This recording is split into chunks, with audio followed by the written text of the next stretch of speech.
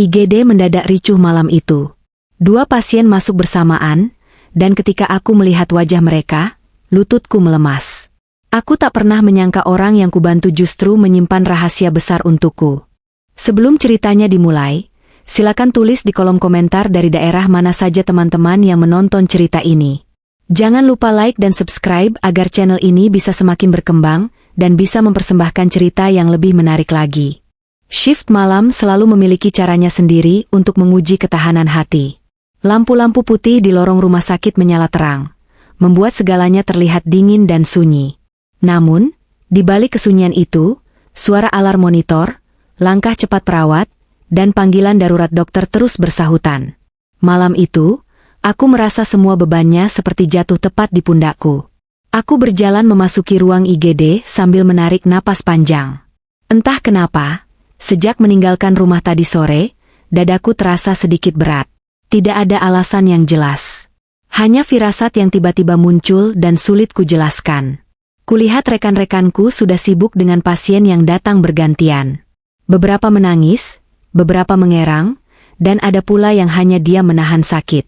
Malam itu memang lebih padat dari biasanya. Aku ambil pasien triase kuning.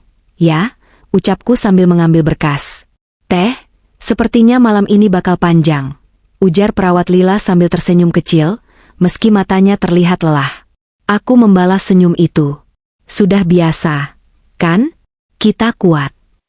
Aku mencoba membuat suasana tetap ringan, meski dalam hati merasa tidak tenang. Biasanya aku bisa bekerja tanpa pikiran aneh, tetapi malam itu, ada sesuatu yang membuatku ingin terus melihat jam seakan menunggu sesuatu terjadi. Belum 1 jam berlalu sejak shift dimulai, suara sirene ambulans terdengar semakin dekat.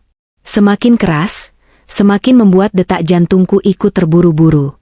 Semua otomatis bergerak cepat.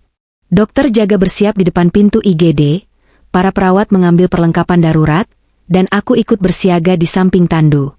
Pintu ambulans terbuka. 2 paramedis melompat keluar hampir bersamaan. 2 pasien kritis. Korban kecelakaan.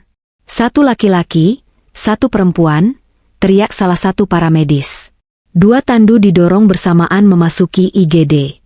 Suasana langsung berubah tegang. Aku, Lila, dan dokter jaga mengarah ke pasien pertama, seorang laki-laki. Wajahnya tertutup oksigen mask dan penuh memar. Perutnya berdarah, dan ada bekas benturan keras di kepalanya. Aku secara refleks meraih sarung tangan, dan mulai memeriksa kondisi vitalnya. Tensinya drop. Teh, seru Lila. Infus langsung dipasang 2 jalur. Jawabku cepat. Tanganku bergerak lincah, tapi jantungku tiba-tiba berdegup tidak karuan. Aku menoleh sekilas ke arah pasien kedua, seorang perempuan yang juga dalam kondisi parah. Wajahnya pucat, rambutnya berantakan, dan ada goresan panjang di lengannya. Para medis mengatakan mereka ditemukan di lokasi yang sama. Aku kembali fokus pada pasien di depanku. Namun semakin lama aku memperhatikan wajahnya, semakin aneh rasanya. Ada sesuatu yang terasa familiar. Bentuk dagunya, garis alisnya, dan cara bibirnya sedikit terbuka saat tak sadar. Teh, kenapa? Tanya Lila melihatku mendadak terpaku. Aku menggeleng cepat.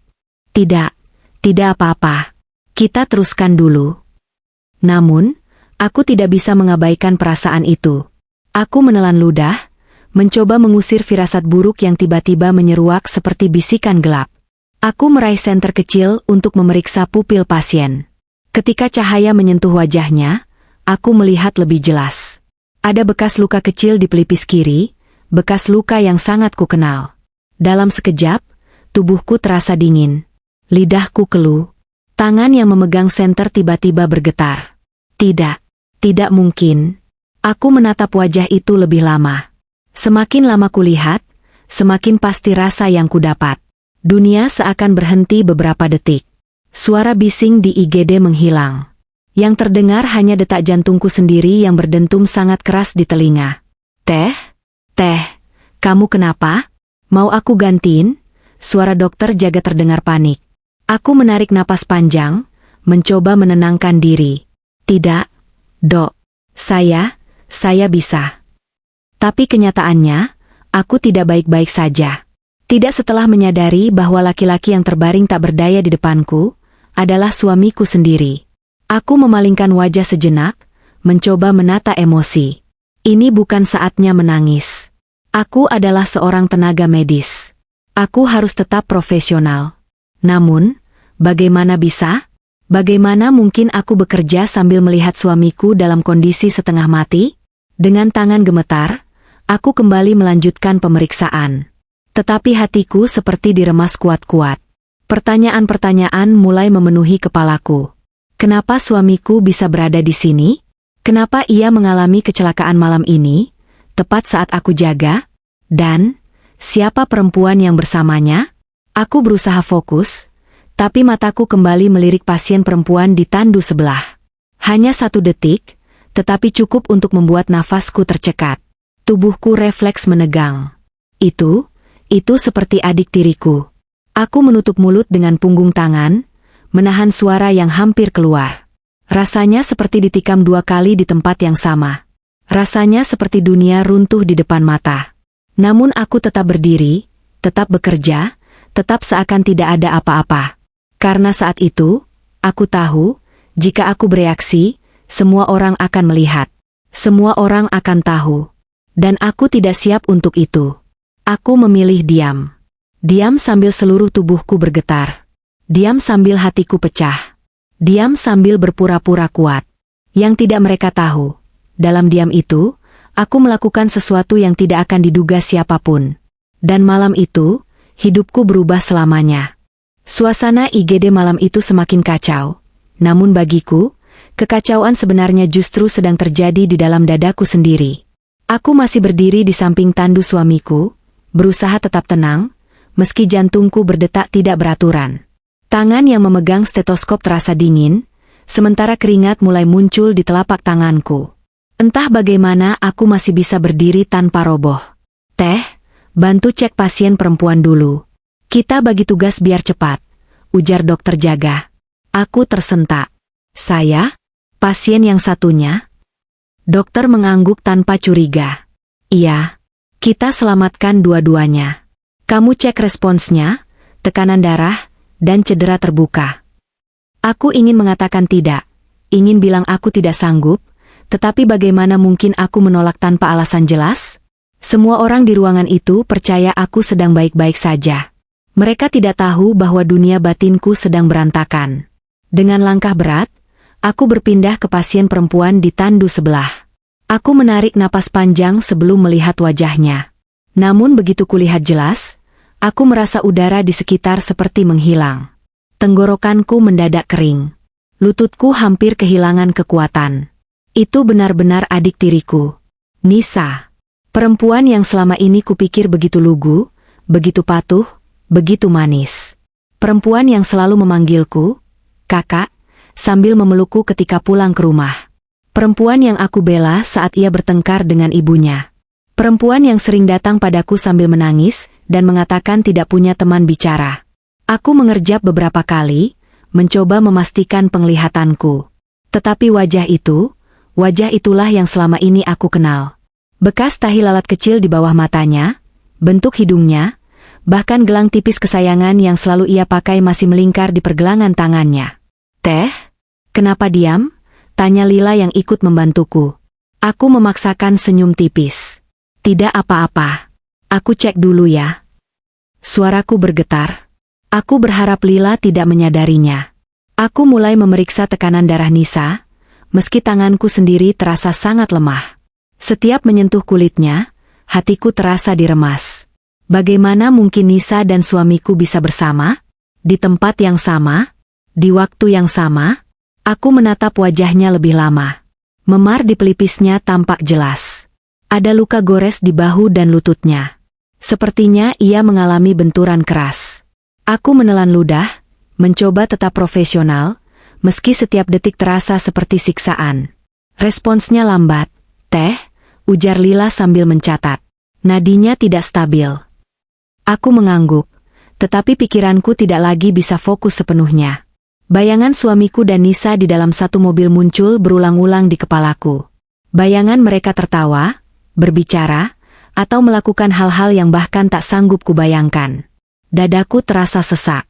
Seakan ada sesuatu yang pecah perlahan di dalamnya. Aku menyingkap sedikit selimut pasien untuk memeriksa cedera di perut bagian samping. Saat kain terangkat, sebuah benda kecil jatuh ke lantai. Aku membungkuk, mengambilnya diam-diam. Lipstik. Warnanya merah marun. Warna yang tidak pernah kupakai. Warna yang sangat Nisa sukai. Tanganku gemetar. Aku buru-buru memasukkan lipstik itu ke saku jubah medisku, agar tidak ada yang melihat. Aku tidak tahu kenapa kulakukan itu. Tetapi hatiku mengatakan benda kecil itu menyimpan jawaban atas pertanyaan yang belum sanggup kuterima. Satu lagi korban ditemukan di lokasi kecelakaan. Barang-barangnya sudah diamankan polisi, kata para medis tiba-tiba sambil menyerahkan kantong plastik berisi barang pribadi pasien. Aku menerima kantong itu. Ada dompet suamiku, ponsel Nisa, cincin kecil, dan satu kunci kamar hotel. Tubuhku langsung membeku. Kunci kamar hotel. Aku terpaku menatap benda itu. Rasanya tubuhku seperti dilempar ke dasar sumur gelap. Aku tak bisa bernapas beberapa detik. Tidak ada suara yang keluar. Semua energi seperti disedot habis. Bahkan jika aku ingin menyangkal, benda itu tidak memberiku ruang sedikitpun untuk berbohong pada diriku sendiri. Air mataku mengambang di kelopak mata, tapi aku menahannya mati-matian. Ini bukan tempatnya. Aku tidak boleh runtuh di depan semua orang. Tidak malam ini, tidak saat aku bekerja. Aku meraih sisi ranjang untuk menstabilkan diri. Nafasku tersengal, tetapi aku memaksanya kembali teratur. Lila menatapku, tampaknya curiga. Teh, wajah kamu pucat sekali. Kamu pusing? Aku menggeleng cepat. Enggak, aku cuma kurang tidur. Kamu yakin? Kamu bisa ke belakang dulu kalau butuh. Aku yakin, jawabku, meski suaraku hampir pecah. Aku menunduk, pura-pura sibuk mengatur infus. Padahal yang kulakukan hanyalah mencoba menyembunyikan wajahku, agar tidak ada yang melihat retakan kecil yang mulai muncul di balik ketegaranku. Sambil bekerja, pikiranku berlarian ke semua momen yang kuingat tentang suamiku dan Nisa. Percakapan-percakapan kecil yang dulu tidak kuanggap penting. Cara mereka tertawa bersama ketika aku sedang memasak. Cara suamiku diam saat Nisa meminjam mobil kami. Cara Nisa sering pulang larut malam tanpa menjelaskan apapun. Semua potongan itu tiba-tiba terasa seperti puzzle yang selama ini kusembunyikan tanpa sadar. Dan malam itu, puzzle itu mulai tersusun dengan sendirinya. Tiba-tiba, dokter memanggilku. Teh, kamu pegang identitas pasien ini ya? Kita butuh data lengkap buat laporan awal. Aku menatap suamiku yang terbaring tak berdaya. Biasanya, aku selalu meminta Tuhan melindunginya. Tapi malam itu, aku bahkan tidak tahu apa yang harus kupanjatkan. Dengan tangan gemetar, aku membuka dompet suamiku untuk mencocokkan identitas. Saat membuka, satu kertas kecil terlipat jatuh. Kertas yang sebelumnya tidak pernah kulihat. Aku membukanya perlahan. Dan di sana, ada tulisan tangan. Tunggu aku di kamar 207 jam 8 malam. Jangan terlambat. Tulisan itu bukan tulisanku. Dan bukan tulisan laki-laki. Aku menutup kertas itu cepat-cepat dan menyelipkannya ke sakuku. Hatiku tidak hanya terluka. Hatiku remuk. Namun aku tetap diam. Tidak ada satupun yang tahu apa yang baru kusaksikan. Tidak ada satupun yang bisa memahami luka yang mulai mengalir dalam diriku. Karena pada malam itu, aku melakukan sesuatu yang tidak akan diduga siapapun. Aku mengumpulkan setiap bukti, setiap barang, setiap petunjuk. Dengan tangan yang bergetar, dengan hati yang hampir hancur, dan dengan air mata yang kutahan sekuat tenaga, aku memutuskan satu hal. Aku akan mencari kebenaran. Sampai akar terdalamnya. Malam itu, pekerjaanku bukan hanya menyelamatkan 2 pasien, tapi juga menyelamatkan diriku sendiri. Dan kebenaran, baru saja membuka sedikit pintunya. Pagi belum sepenuhnya datang ketika IGD akhirnya sedikit lebih tenang. Beberapa pasien sudah ditangani, beberapa dipindahkan ke ruang perawatan, sisanya masih menunggu observasi lanjutan. Namun untukku, ketenangan itu tidak benar-benar ada. Sejak suamiku dan Nisa dibawa masuk sebagai pasien malam tadi, Pikiranku seperti tidak bisa kembali kedua kaki ke bumi. Semuanya masih terasa asing, membingungkan, dan menyakitkan. Aku berdiri di depan meja Nurse Station dengan map laporan di tangan. Tapi sejak tadi aku hanya memandangi kertas itu tanpa benar-benar melihat apapun. Fokusku hilang. Setiap kali aku menutup mata, wajah suamiku yang penuh memar kembali muncul, disusul wajah Nisa yang tak sadarkan diri. Dan setelah itu, muncul lagi kunci kamar hotel, lipstik, dan catatan kecil yang kutemukan di dompet suamiku.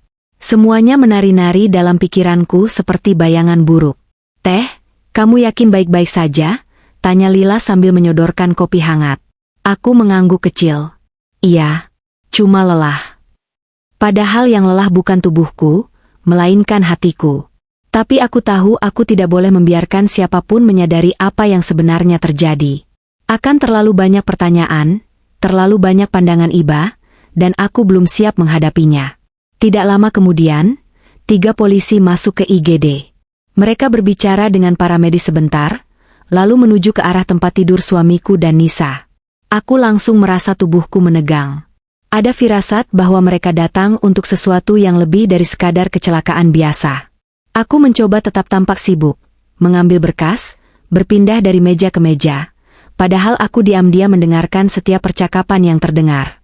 Mereka bertanya soal kondisi kedua korban, lokasi kecelakaan, dan barang-barang yang ditemukan. Salah seorang polisi membuka kantong bukti yang sebelumnya aku terima. Di dalamnya ada ponsel, dompet, jam tangan, gelang, dan kunci hotel itu. Mereka mencatat semuanya. Aku berusaha menjaga ekspresi tetap datar, meski ketika kunci itu diangkat, hatiku terasa seperti dipukul sesuatu yang tajam. Aku berdiri tidak jauh dari mereka, pura-pura merapikan peralatan medis. "Korban ditemukan tidak jauh dari area hotel di Jalan Melati," kata salah satu polisi. Kalimat itu langsung membuatku terpaku. Hanya 2 detik, tetapi cukup untuk membuat napasku tercekat. Area hotel. Jadi benar. Kecurigaan itu bukan sekadar rasa takut yang kubesarkan sendiri. Ini fakta yang keluar dari mulut petugas. Aku menggigit bibir bawahku, menahan napas agar tidak pecah di tempat. Jari-jariku terasa dingin. Dunia seakan memelukku dengan dinginnya. Polisi lain menambahkan, dari CCTV sekitar lokasi, mereka keluar berdua dari area parkir hotel sebelum kecelakaan terjadi. Aku harus berpura-pura sibuk mengatur alat tensi agar tidak terlihat gemetar. Keluar berdua. Dari hotel. Malam hari. Tidak ada ruang lagi untuk menyangkal. Tidak ada alasan logis yang bisa membuat semua itu terlihat wajar. Siksa itu tiba-tiba terasa lebih nyata. Namun aku tetap berdiri. Tetap bergerak. Tetap berpura-pura kuat. Saat polisi mengakhiri pemeriksaan awal, mereka menghampiri meja sambil menuliskan laporan. Mereka berbicara pelan, tapi aku masih bisa mendengarnya. "Salah satu korban tampaknya punya luka gigitan di bahu," ujar polisi. Aku langsung menoleh cepat tanpa sadar. "Luka? Gigitan?" Polisi itu sedikit terkejut melihatku memperhatikan, tapi ia tetap mengangguk. "Iya. Masih sedang dipastikan apakah itu gigitan manusia, atau karena benturan benda lain." Aku menunduk cepat, pura-pura mencatat sesuatu. Aku tidak bisa membiarkan siapapun membaca sorotan mataku. Aku takut jika mereka melihat, mereka akan tahu semuanya. Beberapa saat kemudian, polisi meninggalkan ruangan. Begitu pintu IGD kembali tertutup, aku merasakan seluruh udara di dadaku seperti meledak keluar. Aku menyandarkan tubuh ke meja, menutup wajah dengan tangan. Aku ingin menangis, tapi air mataku seakan sudah habis diperas sejak malam tadi. Di tengah kekalutan itu, suara monitor dari bed pasien suamiku berbunyi pelan. Aku spontan menghampirinya. Lila ikut membantu. Suamiku masih belum sadar, tetapi monitor menunjukkan perubahan kecil yang menandakan ia mulai merespons. "Kakaknya hampir sadar, Teh," ujar Lila. Aku hanya mengangguk. Tapi yang aku rasakan bukan lega, melainkan campuran sakit hati dan penantian akan kebenaran yang tidak ingin ku dengar. Tak lama kemudian, dokter memanggilku untuk melihat hasil CT scan suamiku. Ia mengalami benturan kepala sedang, beberapa tulang rusuk memar, tetapi tidak ada pendarahan dalam yang mematikan. Itu cukup lega, Meski entah mengapa hatiku tidak setenang biasanya saat mendengar kabar baik tentangnya. Saat dokter menjelaskan kondisi mediknya, aku hanya mendengarkan setengah hati. Yang kutunggu sebenarnya bukan kabar kesehatannya, tapi kabar tentang apa yang mereka lakukan sebelum kecelakaan. Namun sebagai tenaga medis, aku harus tetap tampak objektif. Pasien butuh observasi ketat beberapa jam ke depan, kata dokter. Kalau dia sadar, mungkin kita bisa dapat penjelasan lebih jelas tentang kejadian semalam. Penjelasan. Itulah kata yang sejak tadi memenuhi kepalaku. Namun bagian lain dari diriku berkata, apakah aku siap mendengar penjelasannya? Apakah aku siap menerima alasan-alasan yang mungkin menyakitkan? Aku tidak yakin. Setelah beberapa jam, suamiku akhirnya menunjukkan tanda-tanda sadar. Kelopak matanya bergerak perlahan. Nafasnya sedikit berubah. Aku berdiri di sampingnya, tapi bukan sebagai istri, melainkan sebagai perawat yang sedang memantau pasien. Namun getaran di tubuhku menunjukkan betapa tidak stabilnya perasaanku. Ia membuka mata perlahan. Pandangannya kabur. Lalu ia melihatku. Entah aku yang salah lihat atau tidak, tapi air mukanya berubah. Ada rasa terkejut. Ada rasa bersalah. Ada rasa takut. Sayang, suaranya serak, nyaris tidak terdengar. Aku menghela napas sangat pendek. Kamu di rumah sakit. Kamu kecelakaan. Ia menutup mata sebentar, lalu membukanya lagi. Nisa gimana? Dadaku langsung ngilu. Kata pertama yang keluar dari mulutnya bukan namaku. Bukan tentang dirinya. Tapi tentang adik tiriku. Aku menunduk, menyembunyikan perih yang dalam. Dia sedang dirawat. Kondisinya stabil. Suamiku memejamkan mata seolah lega. Dan itulah saat pertama kali air mata mengalir dari mataku sejak kejadian. Bukan karena khawatir, tapi karena pengakuan diam-diam yang muncul dari reaksinya. Ia masih tidak sadar bahwa setiap gerak bibirnya menusuk hatiku seperti belati halus yang tidak terlihat. Aku harus jelasin sesuatu, katanya pelan. Aku menegakkan tubuh. Tidak perlu bicara dulu. Kamu butuh istirahat. Tapi aku... Tidak sekarang. Aku menahan suaraku agar tetap stabil. Tapi di dalam, aku sedang berperang antara marah, sedih, dan hancur. Ketika aku melangkah mundur, dokter masuk bersama 2 polisi. Mereka ingin mengambil keterangan awal. Suamiku tampak panik. Jangan sekarang. Tolong. Namun dokter berkata tegas, kami butuh informasi untuk menyempurnakan laporan. Aku berdiri di sisi ruangan, mendengarkan semuanya. Detik itu, aku ingin tahu semua. Tapi aku juga ingin tidak tahu apapun. Suamiku mengambil napas pelan. Kami keluar dari hotel. Kami selesai, bertengkar. Polisi bertanya, untuk apa kalian di hotel? Suamiku terdiam lama. Terlalu lama. Hingga satu kalimat akhirnya keluar dari mulutnya, setengah berbisik namun cukup untuk membuat seluruh tubuhku membeku. Kami sudah lama bersama. Aku menggenggam pinggir meja begitu kuat sampai buku-buku jariku memutih. Dunia seakan runtuh seketika. Semua yang kutahan semalam pecah tanpa bisa dicegah. Tapi saat itu juga, aku belajar satu hal. Terkadang kebenaran tidak datang untuk menenangkan. Ia datang untuk menghancurkan, agar kita bisa melihat secara jelas apa yang selama ini tertutup.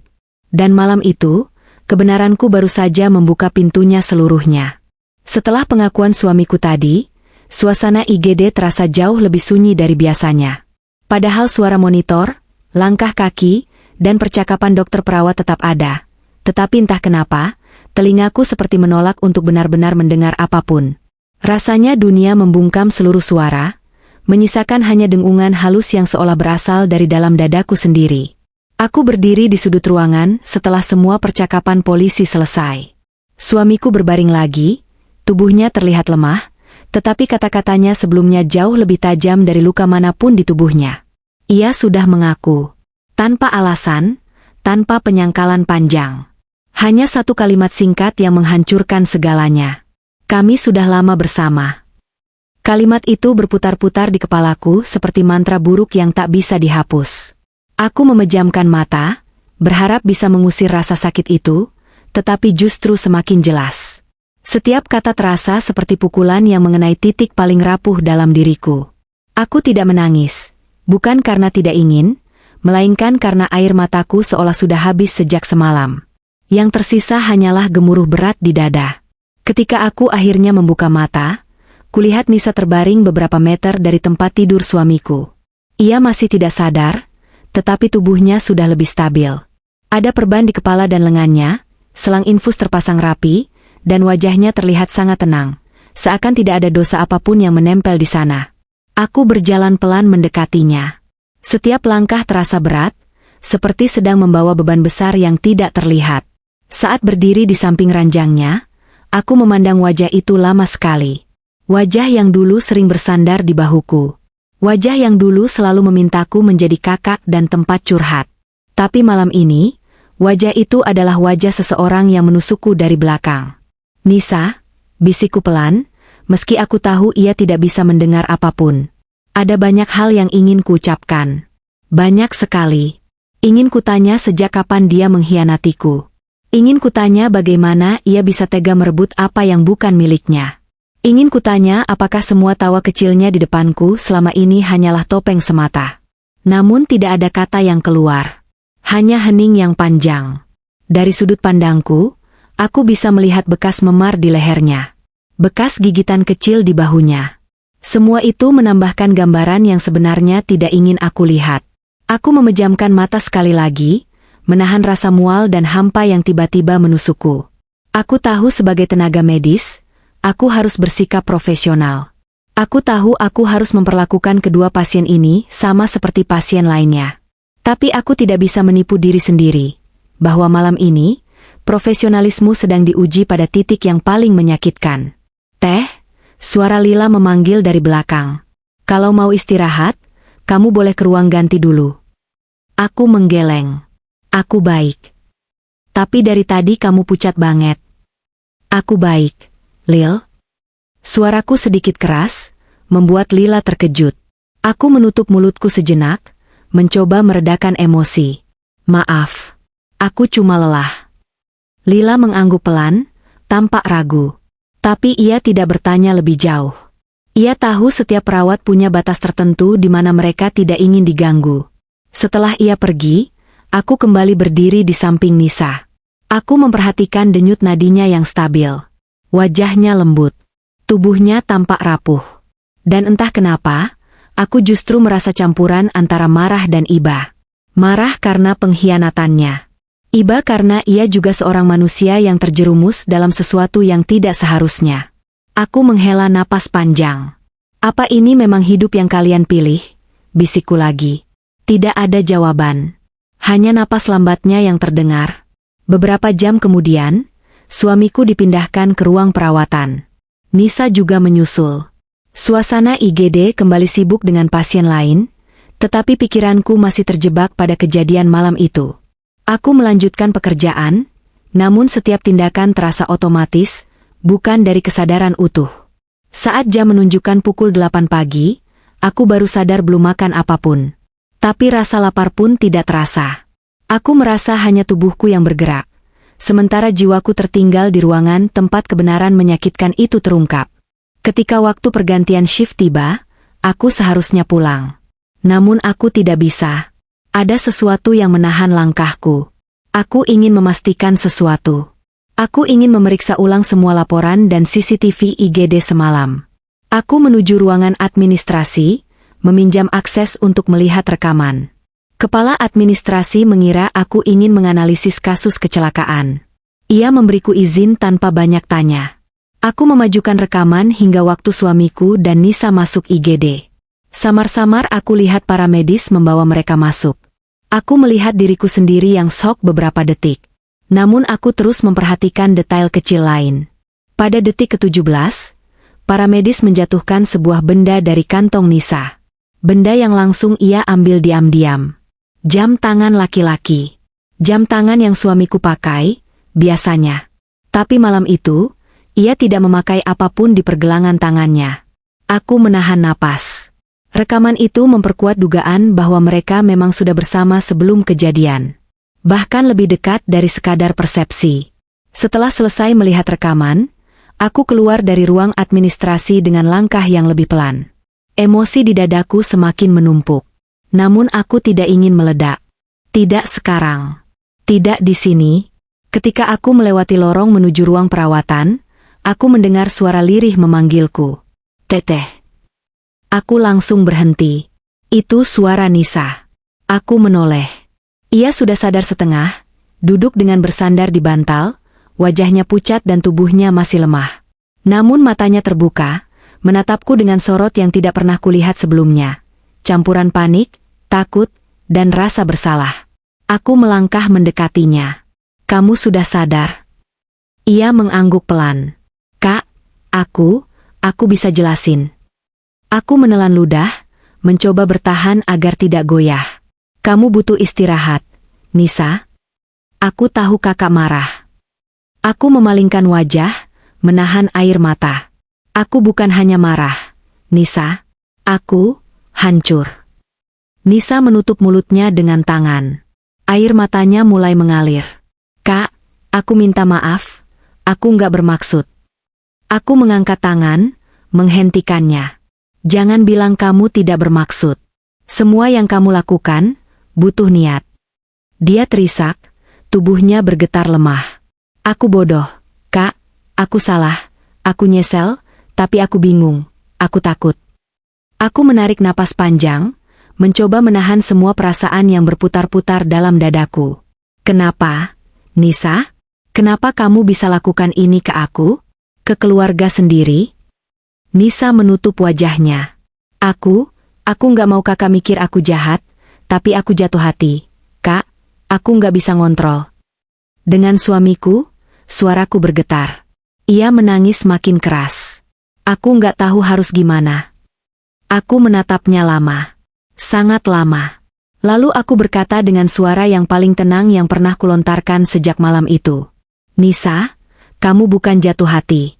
Kamu jatuh dalam pengkhianatan. Dia menatapku dengan mata sembab. Kak, aku minta maaf. Aku memalingkan wajah. Aku tahu kamu menyesal. Tapi maaf saja tidak cukup untuk menyatukan kembali hati yang sudah kamu hancurkan. Aku berdiri. Istirahatlah. Kita bicara lagi nanti. Begitu aku keluar ruangan, aku merasa dadaku serasa ikut tertinggal di dalam. Tapi untuk pertama kalinya sejak malam itu, aku merasa sedikit lebih kuat. Tidak karena rasa sakitnya berkurang. Tapi karena aku sadar satu hal. Aku tidak perlu membalas pengkhianatan dengan amarah. Terkadang diam adalah bentuk konfrontasi paling keras. Dan malam itu, aku diam, sambil bersiap untuk mengambil langkah yang tidak akan mereka duga. Pagi menjelang, dan sinar matahari mulai menembus kaca besar di lorong rumah sakit. Cahaya itu jatuh ke lantai, menciptakan pantulan lembut yang biasanya membuat suasana lebih hangat. Namun bagiku, kehangatan pagi itu tidak benar-benar terasa. Yang kurasakan justru campuran hambar dan getir, seperti ampas kopi yang tersisa di dasar gelas setelah semalaman tidak diminum. Aku berdiri di dekat Nurse Station, memegang map laporan pasien sambil menghirup udara perlahan. Setiap tarikan napas rasanya berat, seolah dadaku masih penuh sesak oleh semua kebenaran yang terungkap malam tadi dan pagi ini.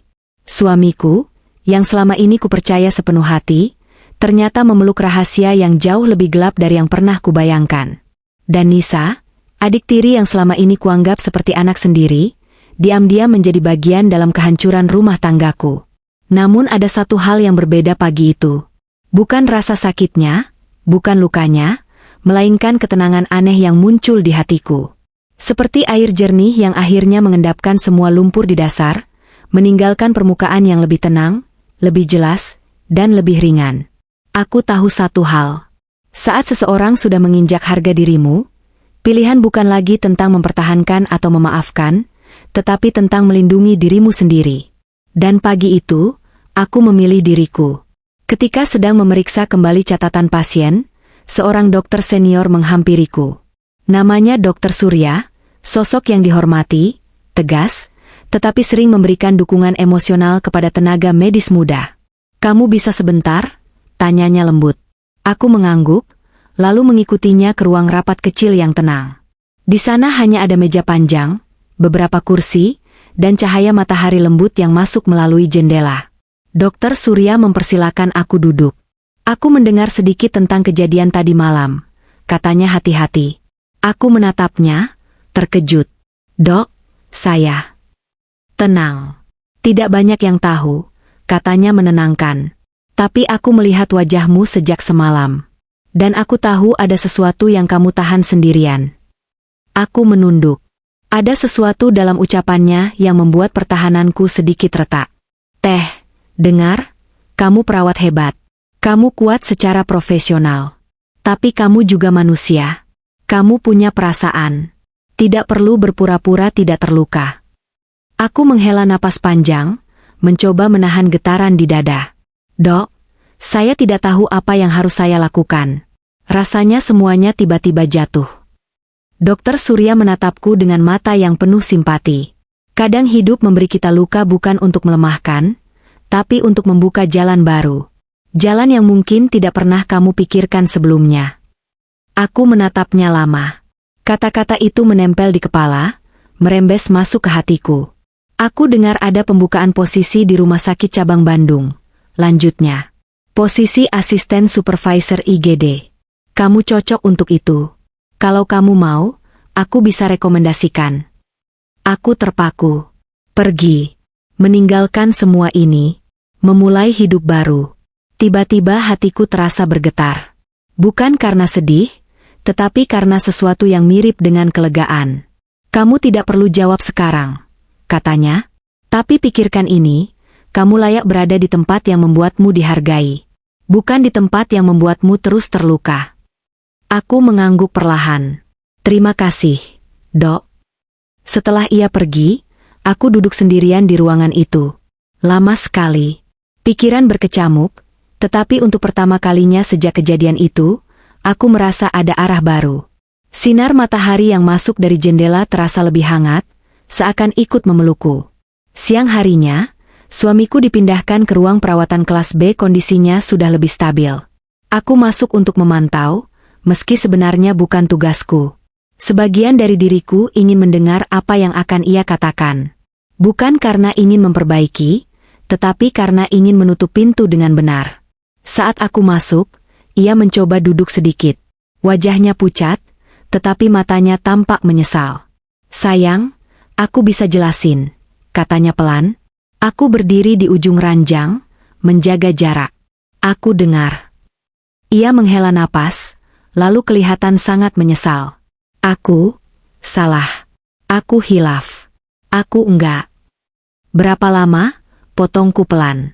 Dia terdiam lama. Sangat lama. 3 bulan, jawabnya lirih. Aku memejamkan mata. Bukan karena kaget, aku sudah menduganya. Tetapi karena rasanya hati kembali diremas. Kenapa Nisa? Tanyaku pelan, hampir seperti bisikan. Aku nggak tahu, Teh. Semuanya terjadi begitu saja. Kami sering ketemu, terus, ya, aku salah. Aku menatapnya lama. Kesalahan tidak pernah terjadi, begitu saja. Ada pintu yang kalian buka. Ada langkah yang kalian pilih. Ia menunduk. Aku menyesal. Aku tersenyum tipis. Bukan senyum bahagia. Bukan senyum marah. Tapi senyum yang muncul saat seseorang akhirnya menyadari bahwa dirinya layak lebih baik. Aku tidak membencimu, kataku pelan. Tapi aku juga tidak bisa hidup sebagai seseorang yang kamu bohongi. Ia menatapku cepat. Panik. Maksud kamu, mau ninggalin aku? Aku mengangguk kecil. Kita butuh jalan masing-masing. Aku janji berubah. Teh, aku janji. Aku tidak mau menunggu janji yang sudah kamu hancurkan sendiri. Ia terdiam. Matanya mulai berkaca-kaca. Tapi kali ini air mata itu tidak menggoyahkanku. Aku tidak lagi melihatnya sebagai seseorang yang harus kubela atau kubahagiakan. Aku melihatnya sebagai seseorang yang sudah melepas tanganku jauh sebelum aku melepaskan miliknya. Tanpa berkata banyak, aku keluar ruangan. Beberapa jam kemudian, Nisa juga sudah siuman penuh. Ia ingin bicara denganku. Aku masuk ruangan dengan hati yang sangat tenang. Lebih tenang dari sebelumnya. Nisa langsung menangis. Kak, aku mohon maaf. Aku benar-benar menyesal.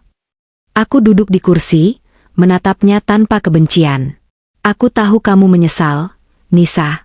Dan aku tidak akan pernah memusuhi kamu.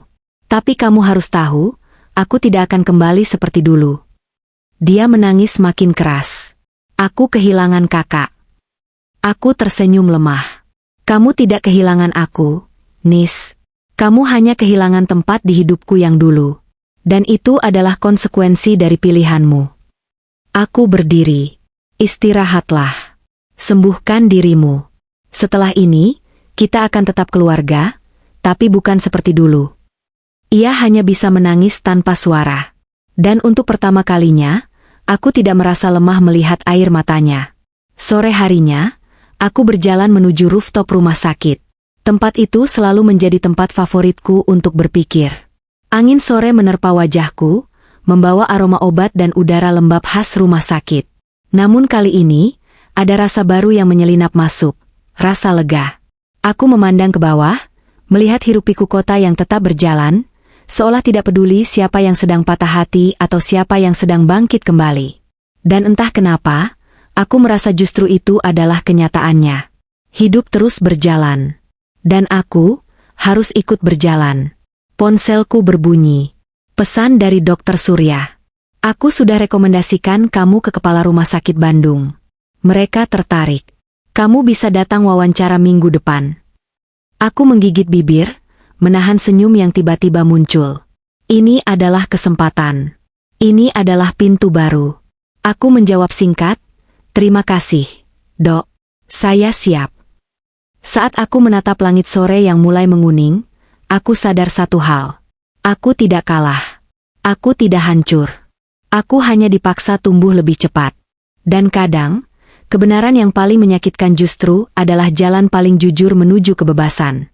Malam itu, sebelum pulang, aku melihat suamiku sekali lagi dari kejauhan. Ia memandangku seolah ingin memanggil. Tapi aku tidak mendekat. Tidak kali ini, tidak untuk alasan apapun. Terima kasih sudah mengikuti cerita ini sampai akhir. Semoga ada hikmah yang bisa diambil, dan semoga hati kita selalu dikuatkan dalam setiap ujian. Jangan lupa dukung channel ini dengan like, komen, dan subscribe. Sampai jumpa di cerita berikutnya.